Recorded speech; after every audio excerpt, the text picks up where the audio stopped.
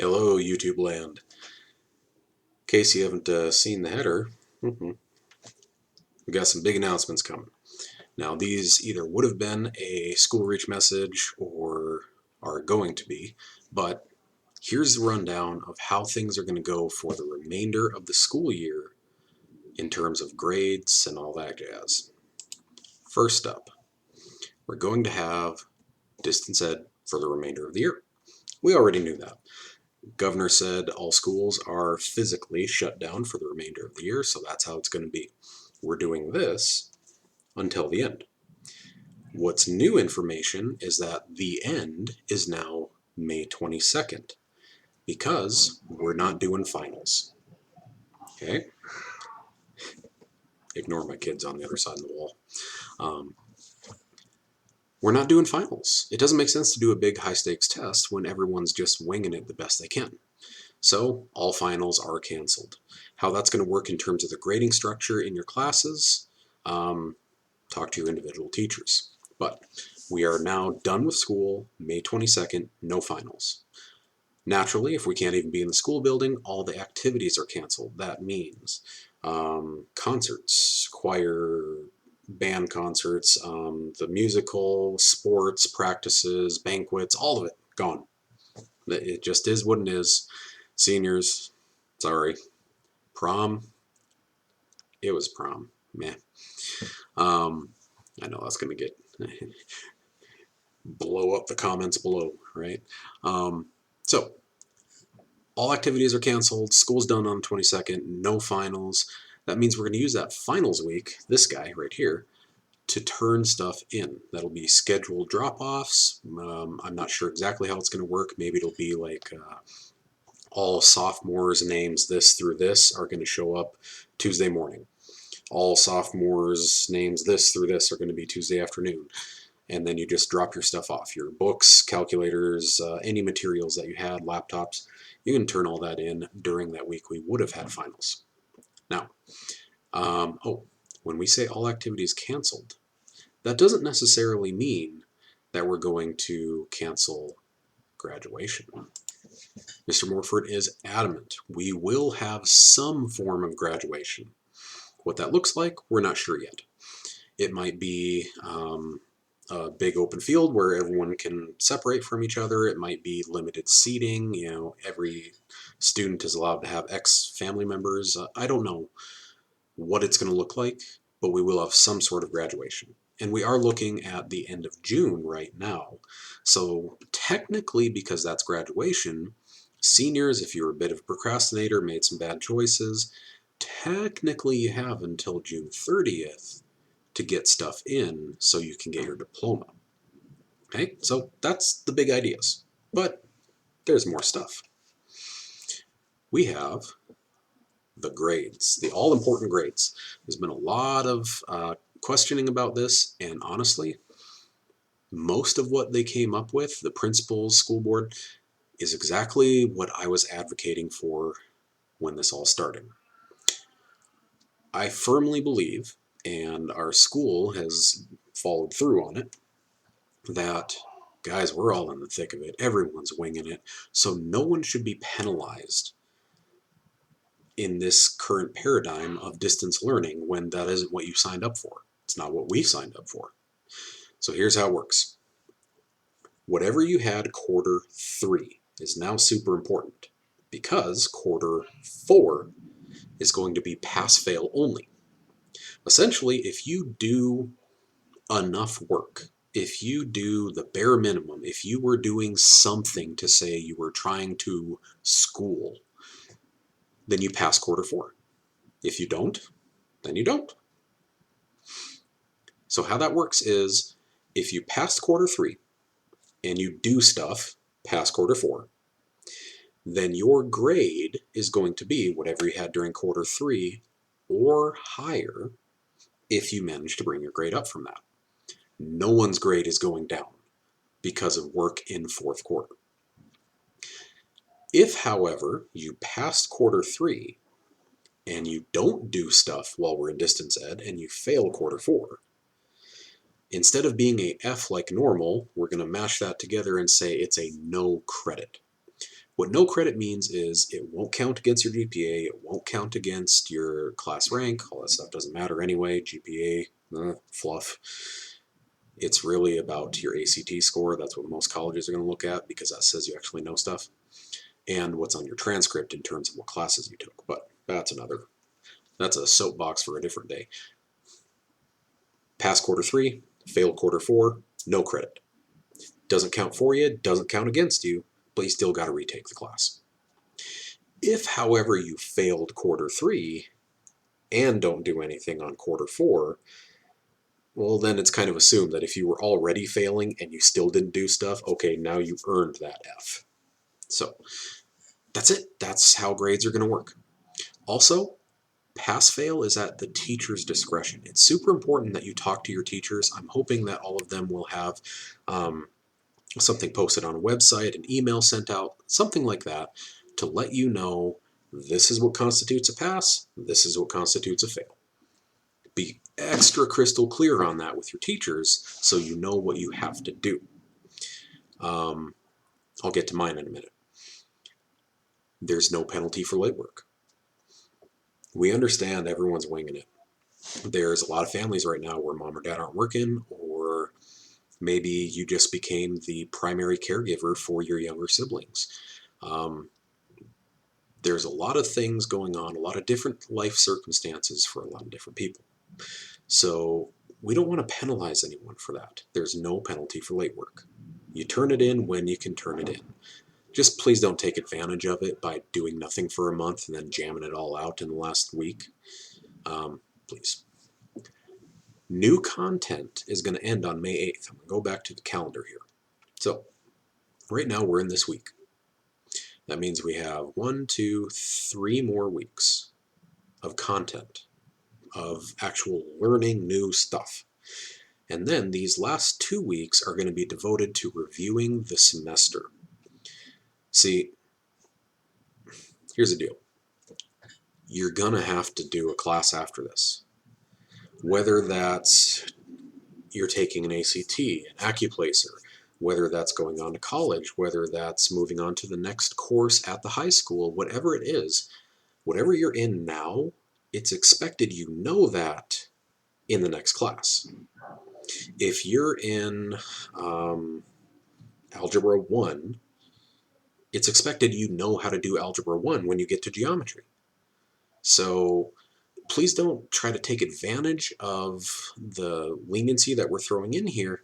We're doing this so that kids who have, genuine struggles getting things done right now, they're not penalized. The real test is next year, your next class. So new content will end on the 8th, but we'll use those last 2 weeks to make sure you know what was supposed to happen during the semester very well. And then, I got the grades posted over there. That's our Spearfish's letter scale. And yeah, that's how it's going to work. Specifics for your classes, you got to talk to your teachers, which is, next one, what I'm doing. My classes.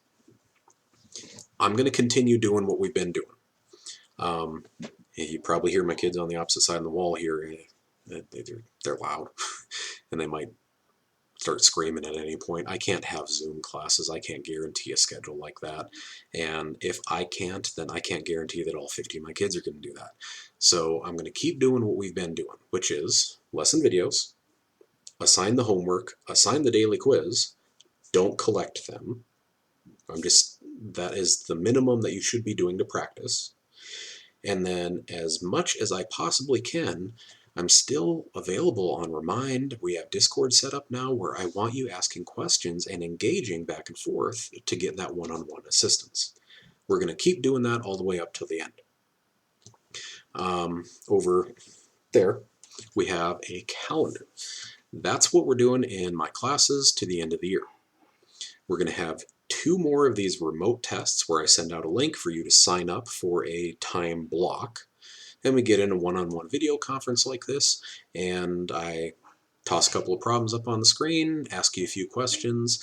I'm doing it with a proficiency-based model, which I've got a whole slew of things, little check boxes, and say, can you do this? Can you do this? Can you do this? I'll ask a question. Do they know what this means? Yep. And that gets thrown in as a letter grade for the test. So I'm still going to put homework and daily quiz and notes and all that. I'm still putting that in the grade book, but I'm marking them all as exempt because I'm not collecting them. I'm just assuming that you're doing them. If you're not, well, that remote assessment is going to be awful embarrassing because that's a one-on-one conversation where you show your teacher you don't know anything about what's going on. So keep doing what we're doing, engage, ask questions. 2 more of the remote tests. Pass-fail. I said every teacher gets to determine what constitutes pass or fail. For me, it's going to be those remote tests. Now here's what I mean. The remote tests are on a proficiency scale, where it's essentially 0, you didn't do anything. That's an F. 1, I mean, it's obvious that you heard something, you tried it, you attempted it, but you're not even in the ballpark. That's a D. A 2, a C. You got the mechanics down. Like, you understand what you're supposed to do, but you have trouble with it. A 3, or a B. That's, you're pretty good. You know what you're doing, you can just have a couple hiccups here and there. And then a 4 is, you are the grandmaster. You can teach it if you need to. You know everything that you're doing, that's your A. Okay?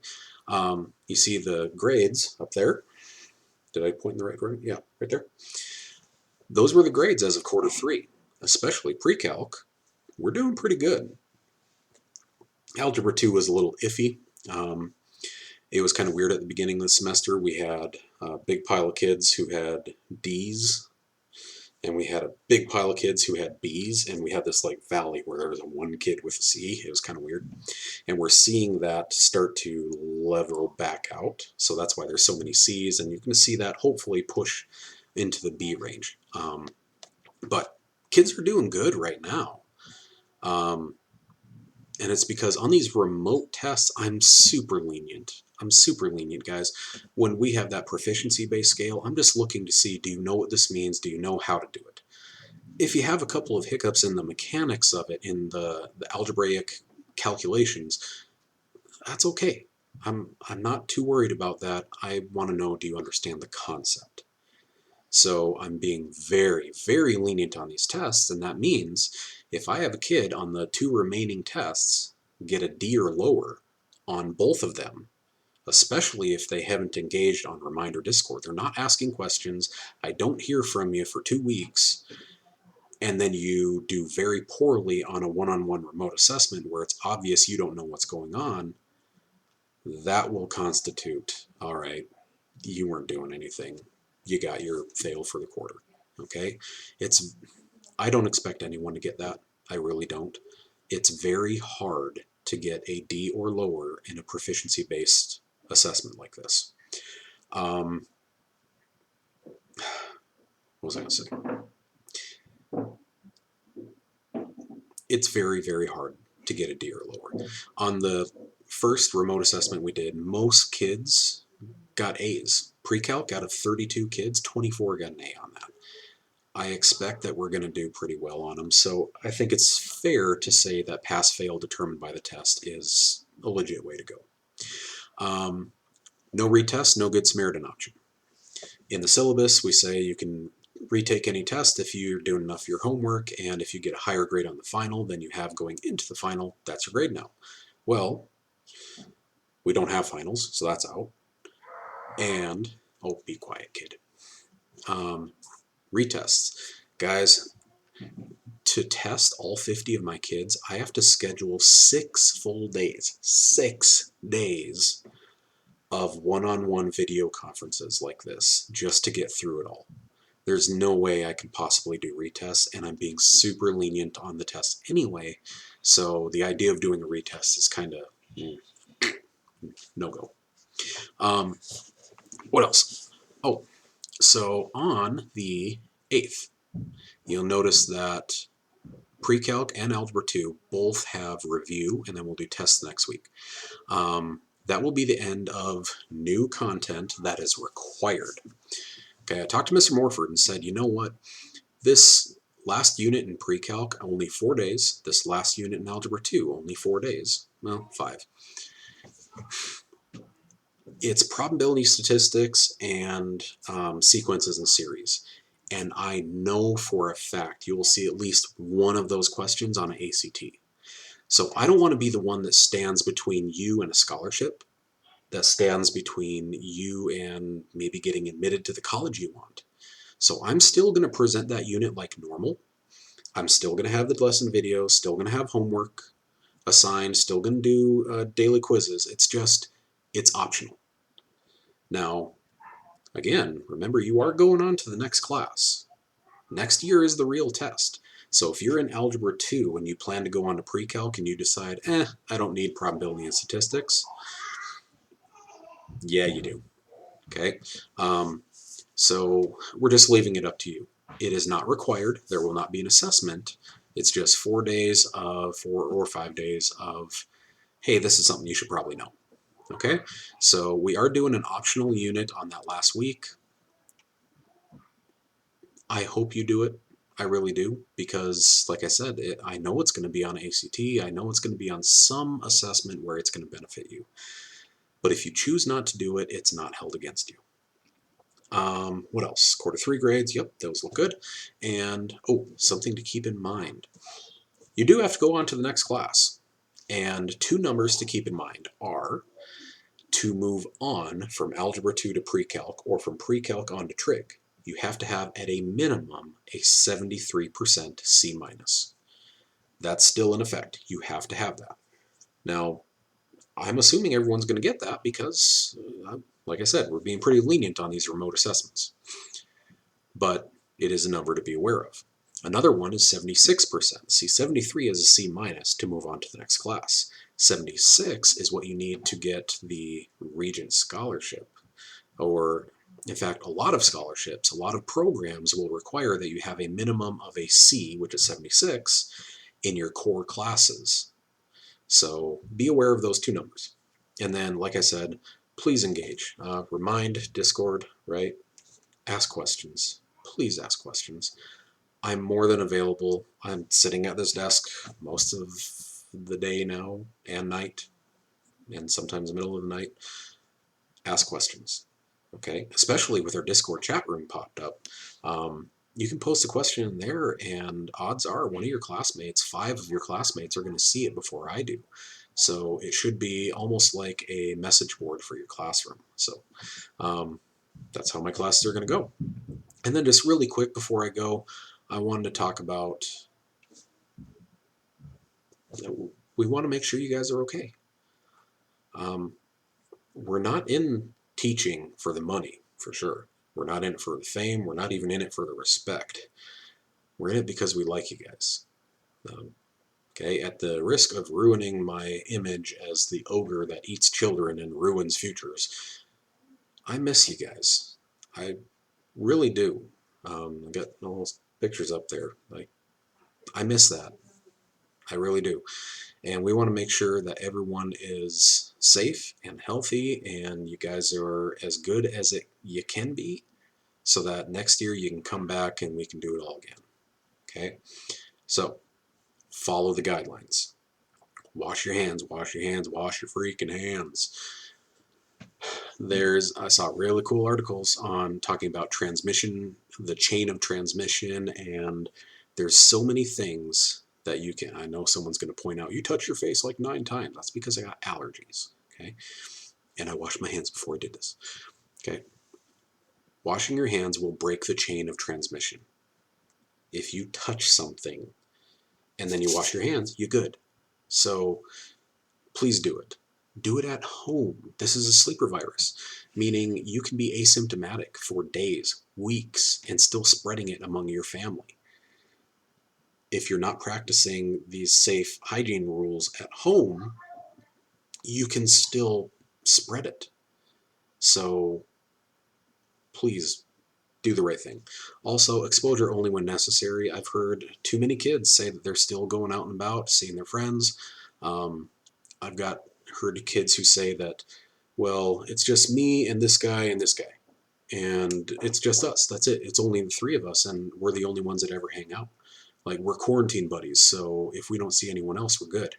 No, that's another point of transmission. It is not necessary. Don't do it. Naturally, teenagers are very social creatures. Whether that's introverted or extroverted social, it's still social. So do not underestimate the value of voice and face interaction. The other night, game club, I set a table up, and I had an actual tabletop game here. My webcam pointed at it, and we played tabletop games remotely. And I had kids say, "This is the first time I've talked to someone that wasn't in my family for 3 weeks," and it's amazing. And they just never underestimate how much it can mean to just see and talk to someone. Get in a voice party. Like, you get 9 people all watching the same movie at the same time, so you're BSing while you're doing it. Okay, it'll be fun. Go outside, fresh air. Any study you could possibly look up is going to say fresh air good for you. So please go outside, get out in the yard, do some yard work, go for a hike, go bike around town. You can go walk with your friend. You just never go within 10 feet of each other. You walk on this side of the street, they walk on that side of the street, you're still BSing and just traveling parallel lines, okay? That's all right. You can still see someone that way. You can still get outside, get some fresh air, it'll do you wonders. And then also keep a schedule. There's way too many kids, way too many of you, that are staying up till 3 in the morning and getting up at noon and then starting to do stuff. And one, your body's not designed for that, it's not healthy. Two, if you maintain a semi-normal schedule, it'll make this go a little smoother. If you say from 9 to 3:30, I'm doing school stuff, then that means after 3:30 you can switch off. You can go binge your video games and Netflix. You can stay up till 3 in the morning on the weekends because you've taken care of your responsibilities at the assigned time. Also, differentiating between a school week and a weekend, it helps the body maintain that rhythm. So keep a schedule. And then just a little stuff about finances. Free lunch program. I've talked to every one of you about. Please take advantage of that. Feeding South Dakota is a branch of Feeding America. Community pantry, stuff like that. There is no shame at all in going and getting help, because there's a lot of families right now where mom or dad aren't working, or just every dollar is going to count. And if you can get a little bit of help on that, use it. Similar with that, I know you guys probably all seen in the news, it's really hard to get applied for unemployment benefits, but it is a thing that your folks should do if they're not able to work right now. Health insurance or assistance programs, like, my boys are on CHIPS. It's the child health insurance program. Look, I'm a teacher. My wife stays at home with them. We don't make enough money to do our own insurance. You can bet that we're using programs like that can help a family, because that's what they're meant for. So just please take advantage of some of that stuff. So hopefully that's not too long. Hopefully this is quick enough for you guys. Just a quick rundown of all this stuff. And we miss you. I hope to see you all back in the fall. And if there's any questions at all, please let us know. Other than that, we'll see you next time.